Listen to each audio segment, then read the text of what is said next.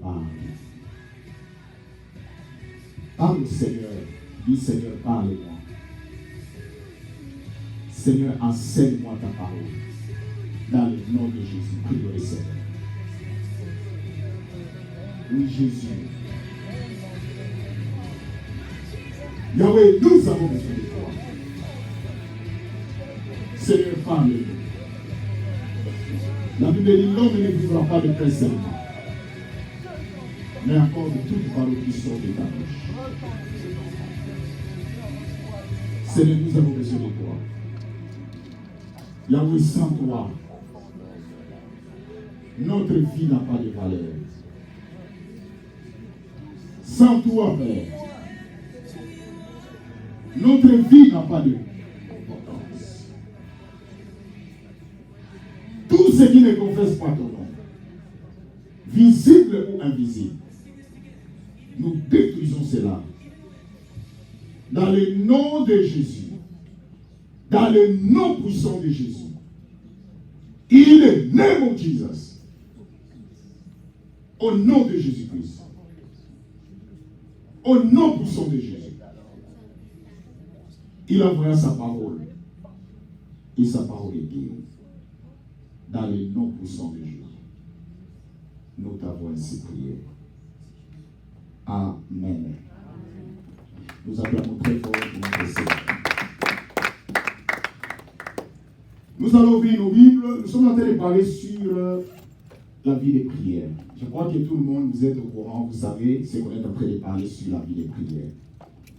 Aujourd'hui, je vais faire l'effort encore pour être un peu expéditif, rapide, pour que vous compreniez ce que Dieu a préparé pour nous.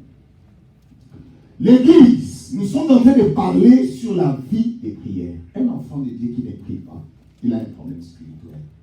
Et un jour, vous allez comprendre l'importance de la prière dans votre vie. Et quand je parle de ces choses, la prière n'a jamais été facile. Et même vous allez voir que quand nous prions ici à l'église, chaque samedi, nous passons 2 heures dans la présence du Seigneur. Et j'invite tout le monde, quand vous avez le temps, de venir prier. Dieu est merveilleux. Dieu est merveilleux. Daniel chapitre 2.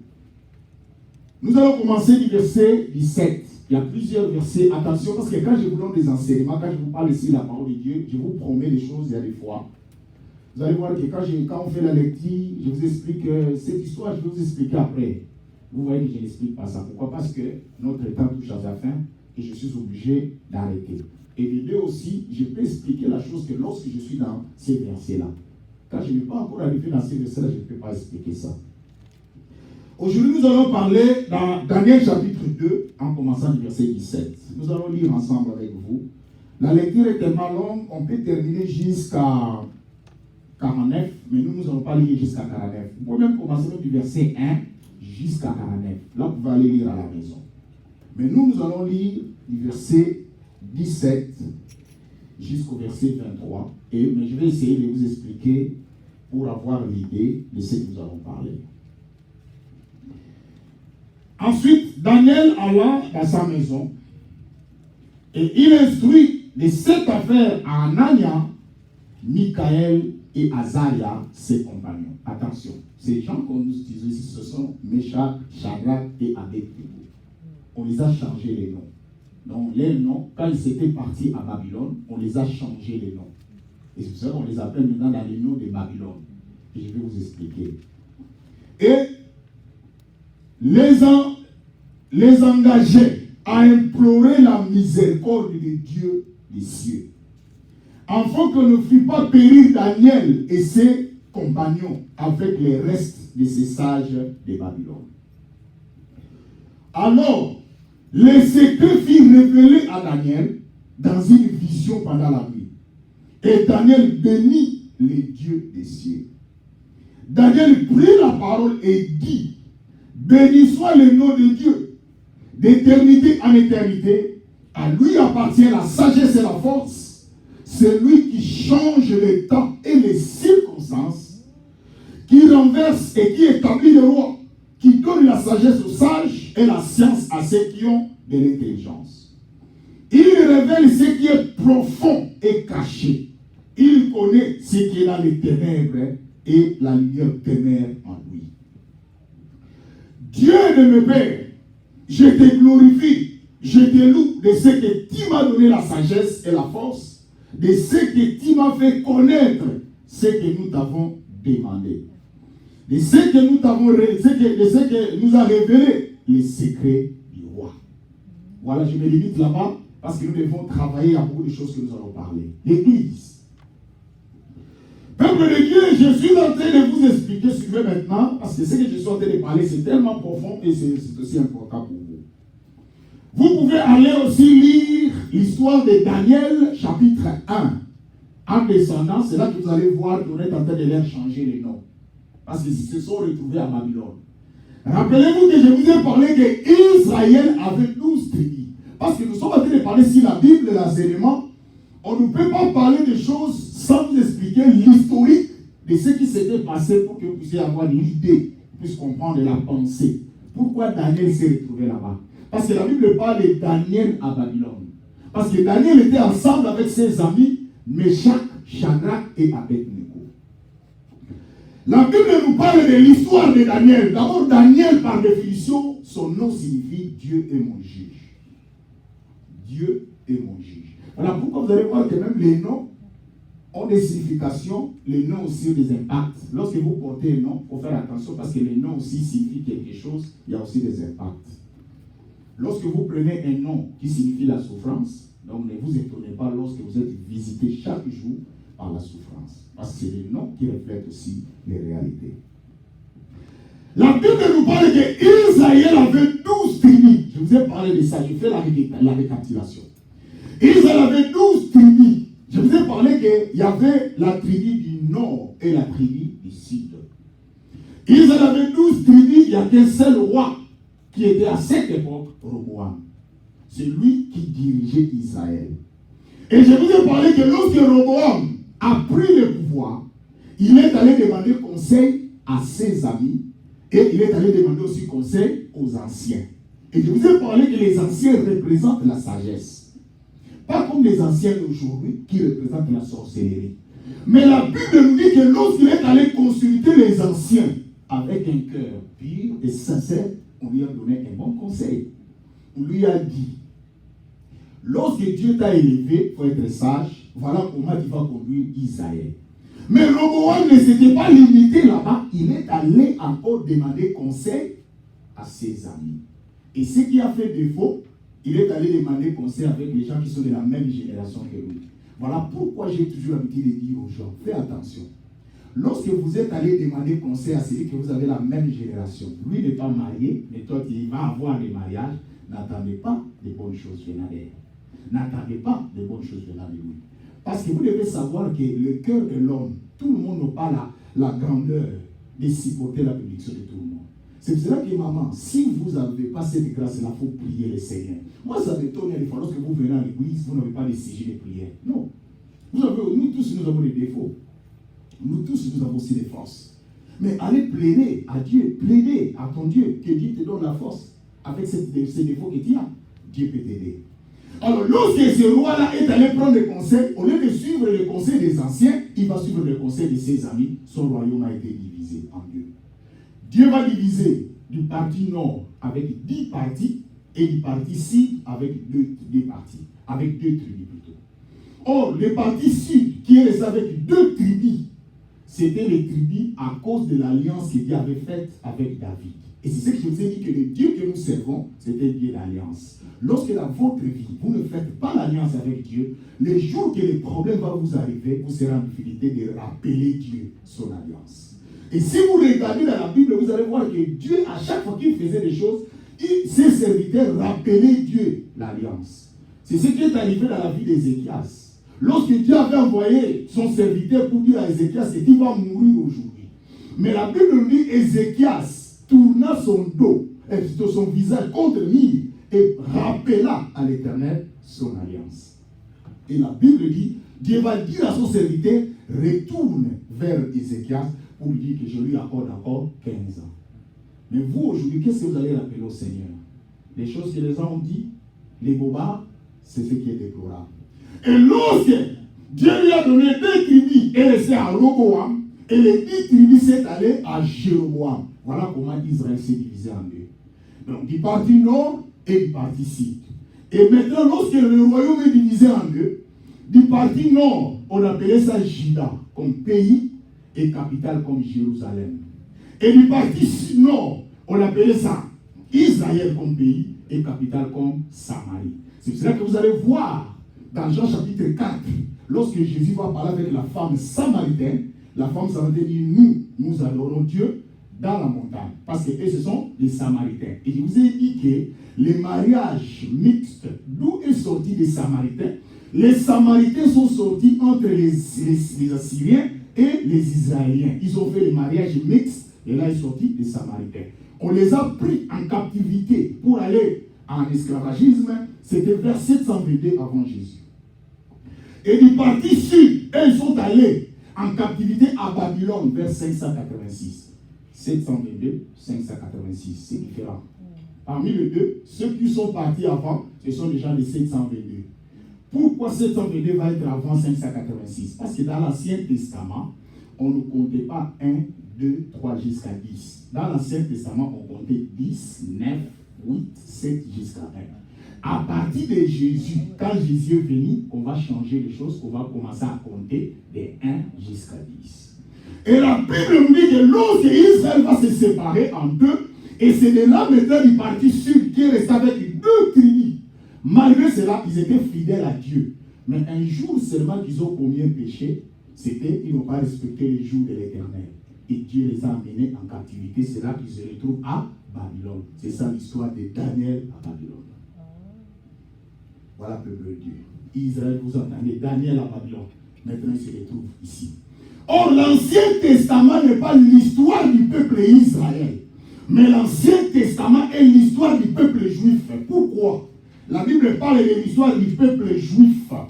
Parce que Israël ne connaît pas la Torah. C'est-à-dire, lorsque Israël était en Assyrie, les Israéliens, lorsqu'ils sont partis en Assyrie, ils étaient flous. Et un jour, je vous ai parlé de l'histoire, la différence c'est entre les trois sortes de prophètes. Il y avait des prophètes avant l'exil, qu'on appelait anti-exiliques. Il y avait des prophètes pendant l'exil, il y avait aussi des prophètes après l'exil. Voilà pourquoi même dans l'Ancien Testament, on classifiait les prophètes, des grands et des petits. C'était par rapport à leur révélation. Pourquoi on les appelait grands prophètes et petits prophètes? Parce que la révélation du messianisme est sortie pendant et après l'exil. Ce n'était pas avant l'exil. Je sais que les choses que je vous parle, c'est très fort, mais vous allez comprendre. Et dans les jours à venir, vous allez me suivre. J'ai une chaîne que je vais ouvrir, je vais parler sur Lord is School, Dieu et son école. Là, je vais commencer à vous donner des détails avec des versets bibliques, parce que si nous n'avons pas assez de temps. Or, lorsque les enfants d'Israël, vous allez voir que les prophètes qui étaient après l'exil, et ils connaissaient la loi, la Torah. Et ils connaissaient, parce que la Bible qu'on appelle l'Ancien Testament est divisée en trois. Il y a la loi, il y a les prophètes et les psaumes. La loi, c'est-à-dire les 5 livres de Moïse. Les prophètes, c'est-à-dire l'interprétation à cette loi. Les écrits, c'est-à-dire les commentaires à cette loi. C'est ce qui divise l'Ancien Testament. C'est pour cela que lorsque les enfants qui étaient à Babylone, c'est là que Dieu va leur révéler des grandes choses. C'est là qu'ils vont comprendre maintenant que Satan existe. C'est là qu'est sorti l'enseignement sur satanologie. Et les prophètes qui étaient là après l'exil, ils ont compris que Satan existe. C'est pour cela que vous allez lire les jours que David jouait de la harpe et Salomon était hanté par les démons. Les gens disaient que Salomon, Saoul plutôt, c'est quelqu'un qui était l'esprit mauvais venant de Dieu. C'est ce que les gens disaient, les esprits mauvais venant de Dieu. Pourquoi ils appelaient venant de Dieu? Parce qu'eux, ils pensaient les biens comme les mal venaient de Dieu. Or, les gens qui étaient du côté sud, ils avaient déjà la révélation que ce n'était pas les esprits mauvais de Dieu. C'est là qu'ils avaient déjà compris que c'était Satan. Voilà pourquoi les choses que je vais vous parler sur ces choses, vous allez comprendre. Mais aujourd'hui, je vais vous parler sur, dans notre thème, la révélation de Dieu qui sauve. Pourquoi je parle de la révélation de Dieu qui sauve? La révélation de Dieu, d'abord, le mot révélation vient du mot révélare. C'est-à-dire, on ne peut jamais parler de la révélation sans parler de l'inspiration. toute personne qui a une révélation, il devait être inspiré. On ne peut pas être révélé sans être inspiré. C'est pour cela que vous allez voir que l'inspiration vient inspirée. C'est-à-dire une personne, lorsqu'elle est inspirée de Dieu, c'était là maintenant qu'on peut parler de la révélation. Or, quand je parle ici de la révélation de Dieu qui sauve, pourquoi j'ai parlé de ça? Parce qu'à cette époque, il y avait le roi qu'on appelait Nabuchodonosor. C'est lui qui était le roi à cette époque. La Bible dit que lorsqu'il est allé dormir, il a eu un songe. Il a eu une vision. Et lorsqu'il a eu cette vision, ce songe-là, quand même, je vais un jour aussi vous expliquer la différence entre songe, vision, par la langue, prophétie. Nous avons tout notre temps. Ce serait l'Église. Nous avons besoin de comprendre les choses. Le temps est arrivé, peuple de Dieu. Ne soyez pas seulement des chrétiens qui parlent, mais vous devez être des chrétiens qui sont assidus dans la parole de Dieu. Parce que la différence qui existe entre celui qui a les dons prophétiques et celui qui a le ministère prophétique. Celui qui a les dons prophétiques, on ne l'appelle pas prophète. Il est celui qui prophétise. Vous devez lire ça dans l'Acte des Apôtres. Et la Bible dit, lorsque ces jeunes, ils étaient dans la Babylone, le roi a eu la vision. Quand le roi a eu la vision, il a appelé ses magiciens. Parce que dans l'Ancien Testament, le roi avait toujours des gens qui étaient tout autour de lui. C'était des devins, des magiciens, qui interprétaient ses rêves. Et le roi va appeler ces gens-là, il dit, venez me donner l'interprétation de ce que j'ai vu. Et le roi les a promis. Si vous me donnez l'interprétation de cette histoire, je vous bénirai, je vous donnerai de l'argent, je vais vous élever. C'est ce que le roi les a promis. Mais, le roi va encore ajouter que si vous ne me donnez pas l'interprétation, je vais vous faire mourir. Deux promesses, la bénédiction et la mort. Voilà pourquoi dans la vie, peuple de Dieu, j'ai toujours l'habitude de dire aux enfants de Dieu, chaque jour nous vivons avec deux choses, la malédiction et la bénédiction. Si dans votre vie, vous ne vivez pas la bénédiction, vous avez la malédiction. Il n'y a pas une position intermédiaire. Voilà pourquoi j'ai toujours l'habitude de dire aux enfants de Dieu, soit vous êtes des dieux, soit vous priez, soit vous ne priez pas. Et si vous êtes dans une position intermédiaire, Dieu va vous vomir. Et de là que j'ai parlé sur. Et un jour aussi, je vais vous expliquer si les 7 églises qui existent dans l'Apocalypse, Éphèse, Smyrne, Pergame, Thyatire, Sardes, Philadelphie et Laodicée, et de là que je vais vous expliquer les 7 églises. Et de là que chaque personne va savoir il est de quelle église. Si vous êtes tiède dans la vie, ni chaud, ni froid, il va vous vomir. Et lorsque la Bible nous dit qu'ils se sont retrouvés là-bas, quand le roi les a promis, les devenus rois, donne-nous l'interprétation, et plutôt explique-nous les songes que nous allons te donner l'explication. Et quand le roi les a donné l'explication de son songe, la Bible nous dit que ces gens-là sont allés chercher l'interprétation, ils n'ont pas eu ça. Et ils sont retournés encore vers le roi. Roi, explique-nous encore ce que... Le roi comprend, il dit non, c'est fini. Vous voulez me gagner du temps. Je vous dis maintenant. Le roi vient d'établir une loi qu'on puisse les tuer. Et on nous a pris ces gens-là, qui étaient ces devins, qui étaient ces gens qui faisaient des interprétations au roi. Parce que le roi savait que ces gens-là les mentaient. Et c'est ce que je vais dire aujourd'hui l'Église. Ce qui est déplorable, aujourd'hui les gens veulent des serviteurs de Dieu qui sont autour de vous, qui vous mentent. Et pourquoi j'ai parlé de cette vie de prière, et pourquoi j'ai donné ce thème, la révélation de Dieu qui sauve. Et vous allez comprendre pourquoi j'ai parlé de ça.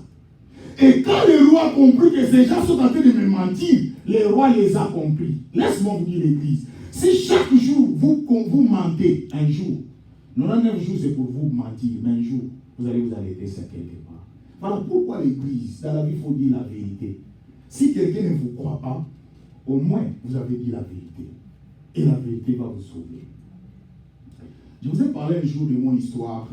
Je crois que je vous ai parlé, ses frères aujourd'hui, c'est un serviteur de Dieu.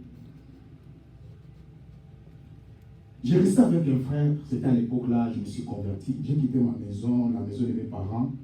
Ça fait longtemps. Alors je suis allé vivre avec un frère. Moi, je montre à ce frère-là la voie de Dieu. Ce frère-là connaît. Et il me respecte parce qu'il sait que ce que je dis, c'est ce qui est vrai. Un jour, il m'a dit, si quelqu'un veut me chercher, dis-lui que je ne suis pas là. Mais pendant qu'il est là. C'était un frère qui priait. J'ai dit oui. Je l'ai fait. Tu m'as dit de dire, si quelqu'un vient te chercher, que je lui dis que tu n'es pas là. Ça, ok. Je lui dirais qu'il m'avait dit qu'il est à l'intérieur, si quelqu'un vient le chercher, que je dise qu'il n'est pas là. Alors c'est là que le problème va commencer. Je n'ai fait que rappeler ce que lui m'avait dit et j'ai eu des problèmes. Ce frère-là, le matin, j'ai étudié à l'époque là. Bien aimé, des fois, quand je vois les gens dire que nous prions pour de l'argent ou nous prions parce que nous avons la souffrance, il y a des fois, il faut faire attention, il faut au moins avoir du respect. Un jour, je parlais, je vais venir avec mon histoire. Un jour, quelqu'un parlait du mal de moi. Mais moi, je ne répondais pas. Les gens qui étaient tout autour de moi disent, mais pourquoi toi tu ne réponds pas? Pourquoi toi aussi tu ne parles pas de lui? Je dis, je ne parle pas parce que je ne le connais pas. Il dit, quoi? Je dis, non, je ne le connais pas, je le vis maintenant. Comment je peux parler de quelqu'un que je ne connais pas? Il faut être fou. Où je vais avoir des paroles pour parler de cet homme que je ne connais pas? On ne peut détruire quelqu'un qu'on ne connaît. Mais quelqu'un que je ne connais pas, ce qui va sortir de ma bouche, ça va venir pour. Mais nous, il y a des fois, nous avons le courage. Tu dis à quelqu'un, toi tu as quoi? Comment tu sais qu'il n'y a rien?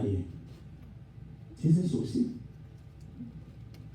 Et le matin, le frère me dit, sortez, moi je vais aller travailler. Il me dit de sortir dans sa maison pour aller travailler. Au lieu qu'il sorte, moi je vais fermer la porte parce que j'ai vécu avec lui. Pas à cause de cette vérité-là. Bien aimé, j'ai souffert. Je suis resté là. Je vais aller à l'école. J'ai étudié, ceux qui connaissent ce Congo, j'ai étudié en première ligne, à l'ITMT. Vous prenez, moi j'ai resté à l'Édikine. La maison était juste à l'Édikine là-bas. Je faisais les pieds de l'Édikine jusqu'à première ligne. Ceux qui connaissent l'Édikine, ceux qui connaissent l'IMT, première ligne. À l'usine de café. Je faisais les pieds pour aller à l'école. J'arrivais à l'école vers 8h, vers 9h. Et quand je termine, je rentre, je viens à Rompongaba.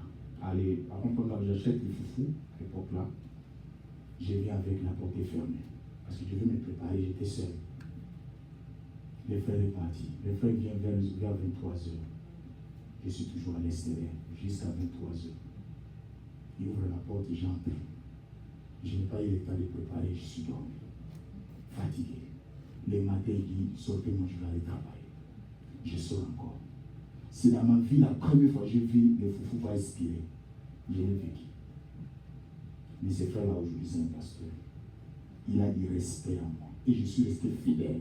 C'est pour ça que j'ai toujours appris de dire aux gens, vous ne nous connaissez pas. Vous ne connaissez pas ce que nous avons vécu dans notre vie. L'église, lorsque Daniel, la Bible dit, le roi va donner cette histoire. Mais ces devins, ce qui l'entoure n'a pas pu l'interpréter. Le roi dit, vous allez mourir. Parce que ce que moi j'ai vu, ça me sera pour moi. Je cherche quelqu'un qui va interpréter pour moi. Mais ce que j'ai aimé, quand le roi va dire cette histoire-là, Daniel était curieux. Il a entendu, il est allé voir les chefs là qui devaient décapiter ces gens-là pour leur poser la question. Qu'est-ce qui se passe?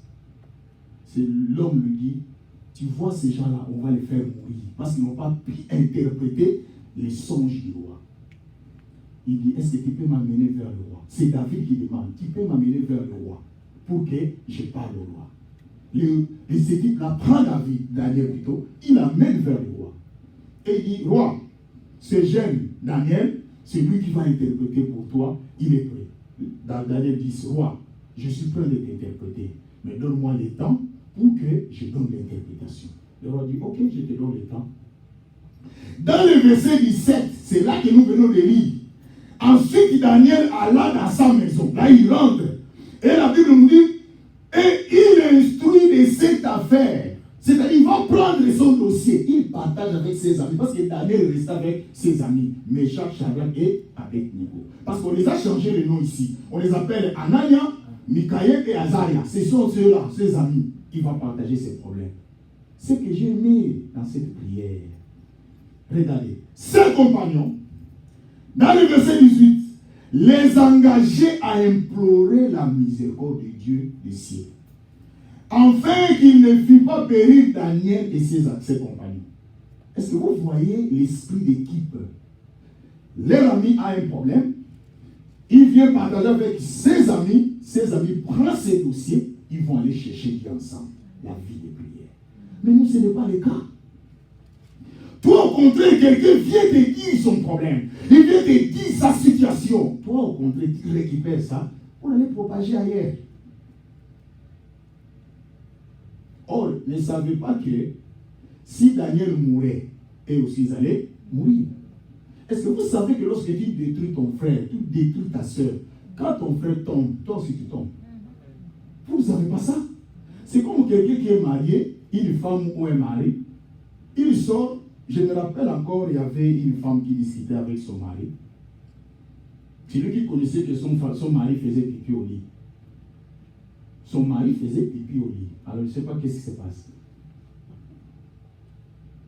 Et la femme connaissait ça. Et pendant qu'il faisait palabre, la femme va faire sortir ça devant tout le monde. Et c'est pour cela que tu fais pipi au lit. Et c'est ce jour-là que le mariage est fini. Et moi, j'ai compris de là directement. Si tu vivais avec quelqu'un qui a fait pipi, c'est que toi aussi tu faisais pipi, non? Parce que, même si tu ne fais pas pipi comme ça, cela veut dire que tu vis avec celui qui fait pipi. C'est-à-dire toi aussi tu fais partie. Comment tu peux supporter quelqu'un qui fait pipi au lit? Toi aussi tu continues avec lui, tu dors là. L'église. Quand Daniel va prendre cette histoire, il partage avec ses amis. Là, les amis vont prier. Et c'est là que Dieu va les révéler. Regardez dans le verset 19. Alors les secrets furent révélés à Daniel dans une vision pendant la nuit. Dieu va montrer au roi les problèmes pendant la nuit. Et Dieu va donner à Daniel l'interprétation pendant la nuit. Dieu utilise que la voix que vous utilisez avec lui. L'église, si vous venez avec Dieu dans la vie, vous voulez montrer que c'est vous. Dieu va aussi vous montrer qu'il est Dieu. C'est ça la Bible nous dit, on ne se moque pas de Dieu. Ce qu'un homme aura semé, il est mentionnera. Il y a des fois dans la vie, ce que vous voyez les gens se récolter, ce sont les choses qu'ils ont semées. Et la Bible dit, lorsque Daniel a eu la vision, ce que j'ai aimé, Daniel va prendre la vision et Daniel bénit les dieux des cieux. Il dit, alors les secrets furent révélés à Daniel dans une vision pendant la nuit et Daniel bénit les dieux des cieux. Daniel prit la parole et dit, béni soit le nom de Dieu d'éternité en éternité. À lui appartient la sagesse et la force. C'est dans la prière qu'il a eu cette vision. Il y avait un problème. Mais Daniel a compris que dans ce problème, il y a des gens qui sont en train de mourir. Il y a des gens qui sont prêts à mourir à cause d'un problème. Mais moi, j'ai un Dieu. Qu'est-ce que je vais faire? Je vais aller prier. Mais vous, au lieu de prier, lorsque vous voyez le mal de quelqu'un, vous savez que Dieu est amour. Il y a des fois d'autres faiblesses que vous voyez à quelqu'un. Cela ne veut pas dire que Dieu vous a montré cette faiblesse pour aller rire, pour aller se moquer de la personne. Il y avait dans une église, il y avait une maman, elle priait, Dieu lui a montré son pasteur était lié. Elle priait, Dieu lui a montré son pasteur lié. Alors, comme la maman n'avait pas le discernement, elle est allée propager à tout le monde. Il dit, j'ai vu le pasteur était lié. Or, elle a oublié dans la Bible, il y a 3 sortes d'iniquités. C'est ça, vous ne lisez pas la Bible. Vous faites beaucoup d'erreurs, l'Église. Il y a la nudité de la nudité, il y a aussi la nudité sans Christ. Si quelqu'un n'est pas nu, il n'a pas Christ, il est nu. Il y a aussi la nudité de la pauvreté. Donc Dieu lui avait montré que leur pasteur, il manque des amis, il faut le faire couvrir. L'Église, lorsque Daniel va prendre cette histoire, il va aller prier et il partage avec ses amis. Dieu les a révélés. Et la Bible dit, lorsque Dieu les a révélés, Daniel va retourner vers le roi. C'est ce que nous avons lu ensemble et vous descendez en bas. Daniel va venir vers le roi. Il dit, roi. Le roi lui pose la question à Daniel, est-ce que Dieu peut m'interpréter cette histoire? Il dit, oui. Le Dieu du ciel m'a révélé ce que toi tu as vécu. L'Église. Mais ce que j'ai aimé aujourd'hui, je vais vous parler, peuple de Dieu. J'ai dit la révélation de Dieu qui sauve. Donc c'est dit, Daniel va prendre la révélation. Mais cette révélation va faire quoi? Va sauver. Mais ce n'est pas nous aujourd'hui. Combien de personnes ont eu des révélations, mais ils ont détruit. Ce que j'ai aimé, la colère du roi et la mort, parce que le roi était très en colère. Il fallait faire mourir ces gens-là qui les mentaient. Parce que la vision ou le songe qu'il avait eu, ça lui tourmentait. Il cherchait quelqu'un pour l'interpréter. Mais Daniel s'est pointé. Daniel a risqué sa vie. Et je vous ai parlé, il y a une différence entre intercession et demande. L'intercession signifie celui qui prie à faveur des autres. Mais la demande, c'est celui qui prie pour son intérêt. Or, la Bible nous dit, au lieu de considérer tes propres intérêts, il faut aussi considérer l'intérêt des autres. C'est ça un chrétien. Vous voyez toujours vous. Mais ça, c'est quel genre des églises des chrétiens? Ça, c'est quel genre des églises que nous bâtissons aujourd'hui? Aujourd'hui, nous avons des révélations qui séparent. Mais or, Daniel a eu une révélation qui sauve. Ça, c'est quand j'ai lisé ce verset, j'ai senti la joie, les larmes me couler dans les yeux. Daniel a eu une révélation qui va sauver les gens. Regardez dans la Bible. Maintenant, regardez quand Daniel a eu cette révélation. Dans le verset 2, dans le chapitre 2, du verset 24. Regardez nous en ligne. Après cela, Daniel s'est rendu auprès de Arjoc. Arjoc, c'est l'homme qui était chargé de faire mourir les faux prophètes. Mais Daniel va aller vers cet homme-là. Regardez, il dit, à qui le roi avait ordonné de faire périr les sages et les sages de Babylone. Il alla et lui parla ainsi, ne faites pas périr les sages de Babylone. Conduis-moi devant le roi et je donnerai au roi l'explication. Est-ce que vous voyez comment la révélation vient de sauver les gens? Ça, c'est la révélation de Dieu. Il dit, conduis-moi, ne le fais pas périr. J'ai eu la révélation, conduis-moi. Mais combien de nous, parmi nous, les hommes de Dieu, nous avons des révélations qui détruisent des mariages, qui détruisent des vies, qui détruisent des familles. Maman, Dieu me montre. Ton mari, c'est un sorcier. Là, le mari qui parle là, il vient de faire déjà 10 ans, 20 ans avec la femme. Un sorcier qui est vraiment un sorcier. C'est comme quelqu'un qui est devant la viande et la faim. Donc il va rester avec la viande pendant 10 ans. Dieu me montre, il faut que tu te sépares avec ton mari. Mais à la longue, c'est lui qui devient le mari de cette femme. Non, l'église, réveillez-vous. Réveillez-vous. Et ces gens-là que les églises, les peuples aiment. Ceux qui mettent des troubles. Et vous savez aujourd'hui. Daniel dit, non, ne fais pas périr ces gens. Dieu m'a donné la révélation. Et la Bible dit, la révélation qui sauve. C'est-à-dire que ce que j'ai aimé dans cet enseignement, que lorsque David a eu la révélation, et il est allé raconter, d'abord, avant d'aller vers le roi, il a dit d'abord, arrêtez d'abord ce que vous voulez faire. Moi, j'ai la réponse. Ne fais pas périr ces gens. Dieu m'a révélé. L'église, Dieu lui a révélé quelque chose et il demande de ne pas périr qui?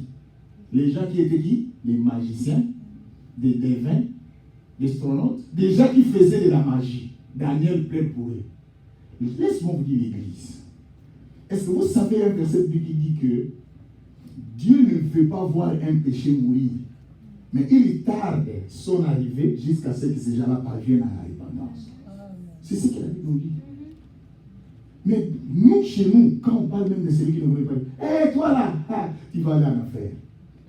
Donc toi, Dieu t'a placé comme le préfet de discipline, tu connais qui va aller au ciel et qui va aller en affaire. J'ai lu un verset biblique qui dit à la fois, ne soyez pas pressés pour juger quelqu'un. Les gens que vous voyez aujourd'hui à la fois, celui que vous voyez un impudique, celui que vous voyez un voleur, vous ne savez pas ce qui arrivera demain pour sa vie. Et même nous tous qui sommes ici, qui est tombé directement converti? Personne. On avait une vie quelque part. C'est pour cela que Jésus avait dit à la femme adultère, dans Jean 8, moi non plus, je ne te condamne pas. Va et ne pêche plus. Mais combien parmi nous, nous avons des condamnations d'église? Et aujourd'hui, il y a des gens qui ne peuvent plus prier à cause de notre langage. La révélation qui sauve. Daniel dit, arrêtez. Ne le tue pas. Laissez, j'ai une réponse. La révélation que lui, il a eue. Et aujourd'hui, les hommes de Dieu pensent que lorsqu'ils prennent des révélations, je vous ai donné un jour un témoignage. Il y a un ami qui m'a appelé pour aller prier dans une famille. Et quand nous sommes allés prier dans une famille, pendant qu'on priait, j'ai eu la révélation. Et j'ai donné le message à cette famille. Et la famille dit, oui, ce qu'il vient de dire là, c'est vrai. Au lieu que la famille se contente avec l'ami qui m'a amené, il abandonne celui qui m'a amené, il fait s'attacher à moi. J'ai pris fuite. J'ai fui. Il dit, mais comment tu es? J'ai dit, non, il faut être sérieux. Moi, je ne vous connais pas. C'est lui qui m'avait amené. C'est lui qui m'avait amené vers vous. Comment pouvoir abandonner la personne qui m'a amené pour ça? L'église ne soyons pas et ne fait pas des sentiments. Ne fait pas des sentiments, peuple de Dieu. Daniel, lorsqu'il a eu la révélation, il dit, je vais aller voir le roi. Et ce que j'ai aimé, si vous regardez, c'est quand même en descendant, dans le verset 49, parce que je vous ai dit, vous allez lire, vous allez voir l'émotion. Quand Daniel va interpréter le songe, le roi était émotionné. Et à la fin, dans le verset 49, c'est que j'ai aimé, quand le roi avait fait la promesse, il avait dit, celui qui va me donner l'interprétation, je vais faire quoi? Je vais le bénir. Et regardez maintenant, dans le verset 49, ce qui est arrivé après l'interprétation. Il a sauvé, hein? C'est la révélation qui sauve.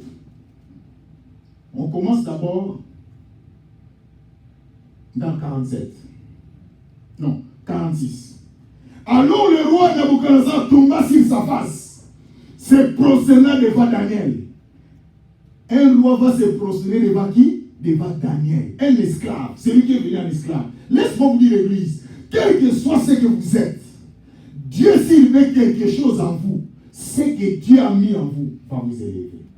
Et la Bible dit que lorsque le roi va tomber devant Daniel, il ordonna qu'on lui offrit des sacrifices et des parfums. Il donne l'ordre que cet homme doit faire quoi? Qu'on lui donne des sacrifices. C'était la promesse. Et dans le verset 47, le roi adressa la parole à Daniel et dit, en vérité, votre Dieu est le Dieu des cieux, le Seigneur, le roi. Il révèle les secrets puisque Dieu a pu découvrir ses secrets. Ensuite, le roi éleva Daniel et il fit de nombreux et riches présents et lui donna les commandements de toute la province de Babylone et l'établit chef suprême de tous les sages de la Babylone. Est-ce que vous croyez que Daniel va devenir chef de qui? Des sages qu'on voulait faire quoi? Qu'on voulait tuer. Est-ce que vous comprenez? Daniel avait dit quoi? Laissez ces gens-là en vie. Parce que quand Dieu va m'élever, je vais être leur chef. Bien aimé, on règne sur des personnes. Si on veut tuer ces gens-là, Daniel allait être le suprême de qui? Chef de qui? Et il ajoute, Daniel pria le roi de remettre l'intendance de la province de Babylone à Shadrach, à Meshach et à Abednego. Et Daniel était à la cour du roi. Qui va bénéficier de la prière de Daniel? Ses amis. L'église, si vous avez la vie de prière, les gens qui prient avec vous, vous allez bénéficier. Moi, je demande à l'église, pourquoi vous ne voulez pas l'élévation de votre soeur ou de votre frère? Si ton frère est élevé, mais nous tous, nous allons bénéficier de son élévation. Si ton frère est devenu riche, même si toi tu n'as pas cette richesse, mais dis-moi, si aujourd'hui nous avons un problème dans l'église, nous tendons la main vers ce frère-là qui est devenu riche, est-ce qu'il va nous abandonner? Non. Mais aujourd'hui, l'église, nous sommes en train de nous entretuer, nous sommes en train de nous combattre nous-mêmes. La révélation qui sauve. Maman, si Dieu vous révèle quelque chose, la révélation de Dieu ne divise jamais. Jamais. Si Dieu vous révèle, si vous êtes un homme de Dieu, vous allez unir. Pourquoi parmi nous aujourd'hui, même dans les églises aujourd'hui, tout le monde donne des révélations qui se séparent? Aujourd'hui, les enfants ne respectent plus leurs parents. Les enfants ne respectent plus leur maman, leur papa. Aujourd'hui, il y a une guerre. Tout ça vient d'où? Dans les églises. Les femmes ne respectent plus leur mari, les maris ne respectent plus leurs femmes. Peut-être vous êtes en train de dire comment l'homme va respecter la femme, être fidèle. L'église, ce qui est plus important dans votre vie, c'est la révélation qui sauve. Dieu les a. Donc, David a fait un problème. Il partage avec ses amis. Ses amis l'ont accompagné dans la prière. Il y avait une soeur un jour. Elle voulait entrer en retraite. Son retraite était de 10 semaines. 7 jours.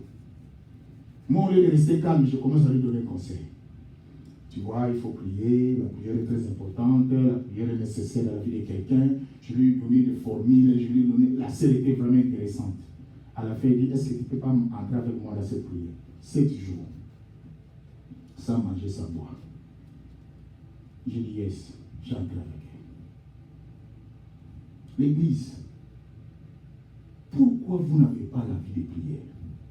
Laisse-moi vous dire, je vous ai prêché l'histoire d'Ésaü et Jacob. Lorsqu'Ésaü est venu demander la bénédiction. Il a eu.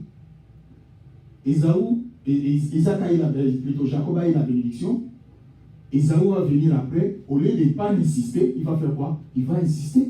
Et Ésaü a eu quoi? La malédiction.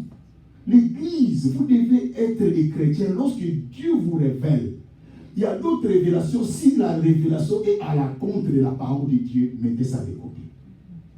Et aujourd'hui, les gens veulent savoir que non, pour qu'ils sachent que c'est moi qui donne des révélations, il faut que je fasse sortir n'importe quelle révélation. Daniel a sauvé des vies. La révélation qui sauve. Où il a eu cette révélation? Dans la prière. Vous n'avez pas la prière, comment Dieu va vous révéler? Or, la Bible dit, Amos, chapitre 3, verset 7, car le Seigneur ne fait rien sans révéler son secret à ses serviteurs, les prophètes. Et Jérémie 33, 3, invoque pour moi, je te répondrai et je te montrerai des choses cachées. Vous, la prière, vous n'ouvrez pas la prière. Comment Dieu va vous révéler? Vous allez vous retrouver devant quelqu'un, votre vie est gâchée. Pour une prière d'une heure seulement, que vous avez négligée, votre vie peut être gâchée, toute votre vie. Nous avons grandi dans la vie de prière. Ma soeur, mon frère, la vie de prière, c'est merveilleux. Daniel a prié. L'église, quand Daniel a prié, la Bible nous dit, l'état est arrivé, le roi lui a donné l'élévation.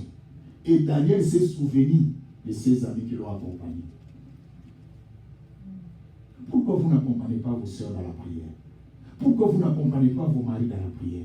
Pourquoi vous n'accompagnez pas vos femmes dans la prière? Pourquoi vous n'accompagnez pas votre église dans la prière? Pourquoi le mal est trop? Pourquoi?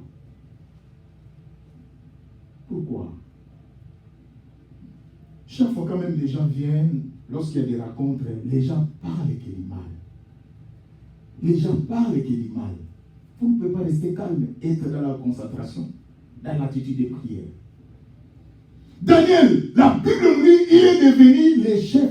Regardez ce qui m'a aimé, ce que j'ai aimé. Dans verset 48, il dit, ensuite le roi éleva Daniel et lui fit de nombreux et riches présents, et lui donna le commandement de toute la province de Babylone, et l'établit chef suprême de tous les sages de Babylone. Donc lui-même, le roi, voulait tuer ces gens-là, mais grâce à Daniel, il a fait garder, sauver, et le roi va établir Daniel au-dessus de ces gens que le roi voulait tuer. Mais vous pouvez changer la vie du roi. C'est Daniel qui a changé la vie du roi par sa prière. Maman, la prière peut changer la vie de ton mari. La prière peut changer la vie de ta femme. La prière peut changer la vie de tes enfants. C'est la prière. Et la prière peut changer la vie d'un pays. Et c'est pour cela que si mon peuple qui est invoqué, puis s'humilie, cherche ma face, dit Odyssée, moi l'Éternel, je pardonnerai leurs péchés et je guérirai leurs vies. Dieu est capable. Moi, je me pose la question. Je vais dire peut-être aux ceux-là qui ne sont pas encore mariés. Tu connais où se trouve ton père charmant? Qu'est-ce qu'il fait? Est-ce que tu as déjà eu le temps de prier que Seigneur, oui, je suis une femme, un jour je vais me retrouver avec quelqu'un. Mais Seigneur, donne-moi cet homme que je vais retrouver dans ma vie, qui soit un homme qui prie, qui soit un homme de bon cœur. Vous avez déjà prié ces prières-là? Non. Tout ce que vous allez raconter dans la vie, prenez. Mais vous allez regretter un jour. Parce que vous n'avez pas la vie de prière. Tu vas commencer à chanter des chansons. Parce que vous savez, dans l'enfer, il y a des chansons. Graissement des dents et les pleurs. Il n'y a que des compositions dans l'enfer. Vous pensez que tout le monde qui vous voit... Et vous savez que nous, à l'époque, avant de venir ici, une personne te donne à manger, mais tu as même du mal de manger directement, parce que tu ne connais même pas son état d'âme. Mais ici, tu as déjà demandé l'état d'âme de celui qui te donne quelque chose à partager. Tu as déjà demandé l'état d'âme? Non. Comme tu vois, il est blanc, tu penses aussi à l'intérieur des blancs. Comme tu penses qu'il est noir, tu penses aussi à l'intérieur des noirs. C'est ce que tu penses. Non, tu te trompes. C'est la révélation de la prière de Dieu qui peut te dire. L'église, la prière. La vie de prière. Je vous ai dit, la vie de prière, c'est quoi? C'est les désirs. Tu vois, quelqu'un a le désir d'aller au travail. C'est ça aussi le désir de la vie de prière. Toi, tu as le désir d'aller au travail, mais tu n'as pas le désir de prier. Mais quand le problème vient, tu appelles Dieu. C'est comme quelqu'un, c'est comme un enfant. Hein. Tu lui demandes quelque chose, non, tu lui donnes quelque chose, c'est toi qui lui as donné. Mais après, tu lui demandes, il refuse. Mais c'est ce que nous faisons avec notre Dieu. La vie de prière. Je vous ai dit qu'une église qui ne prie pas, même un pasteur qui ne prie pas, l'église, laisse-moi vous dire, il n'y a pas un autre intermédiaire. Tous les hommes de Dieu que vous voyez, et je vous ai dit que je ne citerai pas, et je vous dis dans les pays, aujourd'hui, à 80% des hommes de Dieu sont entrés dans la magie. Sont entrés dans la magie. Et nous qui faisons l'effort, nous sommes aussi exposés. Nous sommes exposés. C'est pour cela, chaque jour, l'église. C'est comme quelqu'un, lorsqu'il voit quelqu'un vient de réussir, il ne peut pas te laisser réussir. Nous sommes exposés. C'est ce que vous voyez aujourd'hui, il y a des poissons dans les églises. Les enfants de Dieu sont en train de s'empoisonner. Pourquoi? Qu'est-ce que tu vas gagner si quelqu'un aujourd'hui, quelqu'un est mort, et il est mort? Qu'est-ce que tu vas gagner avec toi? Et moi, je me pose la question des fois, l'église. Il y a beaucoup de gens, je vais vous donner un témoignage. Il y a beaucoup de gens qui pensent que lorsque vous me voyez même dans des cérémonies, j'ai toujours tiré vous dire, ne vous en faites pas. C'est comme ça que j'ai grandi. J'ai grandi de cette façon. J'aime plus réfléchir que parler. Et la Bible nous dit, quand David a eu l'élévation, grâce à sa prière, ses amis l'ont accompagné. Ses amis sont devenus des intendants. Ses amis ont vécu, ont vu l'élévation à cause de ce soutien. Est-ce que nous, parmi nous, nous soutenons les uns les autres? Non. Nous, au contraire, on est en train de s'entretuer. C'est ça notre vie. L'église, aujourd'hui, je vais vous dire une révélation de Dieu qui sauve. Lorsque Dieu vous donne une révélation, il faut que cette révélation sauve les gens. Il y a des gens qui ont besoin de la révélation de Dieu pour être sauvés. Dieu s'est révélé en vous. Jésus, c'est une révélation de Dieu dans votre vie. Est-ce que combien de personnes tout autour de vous sont sauvées? C'est à cause de vos mauvaises œuvres, mauvaise vie, un mauvais témoignage. Quand je vous parlais à des fois, moi je ne me reproche de rien. Vous pensez que quand je parle de ces choses, Jésus disait, qui parmi vous pouvait me convaincre avec le mal? Et il dit, je vois Satan venir à moi, mais ne trouve pas sa sémence. Jésus était trop sûr. Dans la vie, il faut être sûr. Ne fais pas des choses comme quelqu'un est en train de jouer à l'auto. Je ne sais pas si ça va donner, si ça ne va pas donner. Il faut être sûr. Parce que la Bible dit, l'Esprit dit à mon esprit que je suis enfant de Dieu. Il faut que l'Esprit de Dieu te dise si tu es enfant de Dieu. Vous venez à l'église, tout le monde vient comme des saints, vient comme des gens, mais vous connaissez vous-même si vous êtes un enfant de Dieu. Et vous savez, pour être un enfant de Dieu, ce n'est pas de la formalité. Ce n'est pas seulement avoir la Bible. Un enfant de Dieu, c'est une vie chrétienne que nous amenons. C'est une vie de discipline. L'église, ce que j'avais à vous dire aujourd'hui sur la vie de prière de Daniel, il a eu la révélation qui a sauvé des vies. Des vies de qui? Des gens mauvais. Ta prière est là pour aussi sauver les gens. Priez aussi. Seigneur, je veux que mon mari reste toujours en vie, en bonne santé, jusqu'à ce qu'il te connaisse. Tu as déjà prié ça. Et c'est les mêmes ma femme. Mais toi, au contraire, tu dis non, qu'il meure, que je sois laisse. Non, cette prière-là n'existe pas. Nous avons besoin de la révélation de Dieu qui sauve. L'église, nous devons nous soutenir. Et si vous lisez pour terminer, dans l'église primitive, vous allez voir que les chrétiens dans l'église primitive se soutenaient. Ils se soutenaient et les miracles de Dieu se faisaient dans Actes des Apôtres, qu'on appelle Actes du Saint-Esprit. Peuple de Dieu, je veux maintenant que chaque personne prie le Seigneur. Que tu dis, Seigneur, j'ai besoin d'une révélation dans ma vie et cette révélation va sauver. Aujourd'hui, nous sommes incapables de gagner les gens. Nous avons la révélation de Christ. Christ est notre révélation. Mais ta révélation de Christ, c'est que tu as là. Tu as Jésus, non?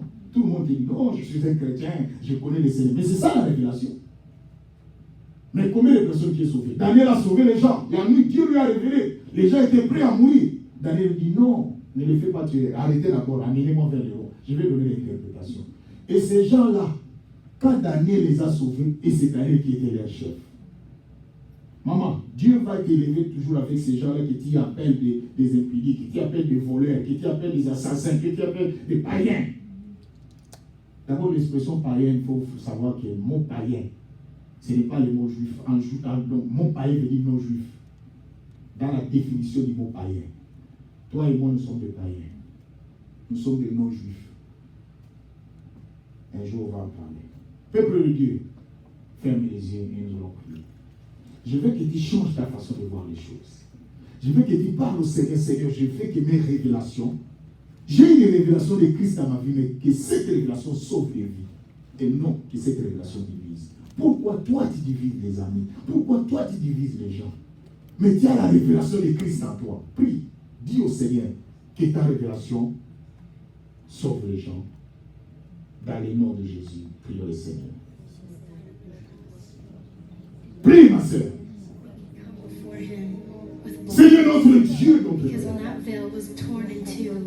Oh, notre Dieu, notre Père. Seigneur, c'est toi qui es notre Dieu, notre Père. Yahweh, cette église, nous avons compris l'histoire de Daniel qui parle de la révélation qui sauve. Non la révélation qui divise les familles, non les révélations qui divisent les foyers, non les révélations qui divisent les couples. Mais Seigneur, une révélation qui sauve. Nous voulons être une église qui sauve. La mission que tu nous as donnée, c'est d'aller sauver. Hey, Seigneur. Yahweh, nous avons besoin de toi, Père. Nous avons besoin de toi, Jésus. Nous avons besoin de toi, Père, dans cette église. Qui est la révélation de Dieu. Qui est la révélation de Jésus. Jesus. Hey, Père. Yahweh, nous étions dans l'égarement. Nous étions dans la fausseté. Nous étions dans l'erreur. Mais nous avons compris aujourd'hui. Seigneur, que nous devons rester dans la prière. Et lorsque tu vas nous révéler, laisse que cette révélation, Père, sauve les gens. Sauve. Les gens qui ne te connaissent pas, qui soient sauvés. Dans le nom de Jésus. Oh Père, que ta grâce et ta faveur nous accompagnent. Dans le nom de Jésus. Nous t'avons ainsi prié. Amen. Nous acclamons très fort.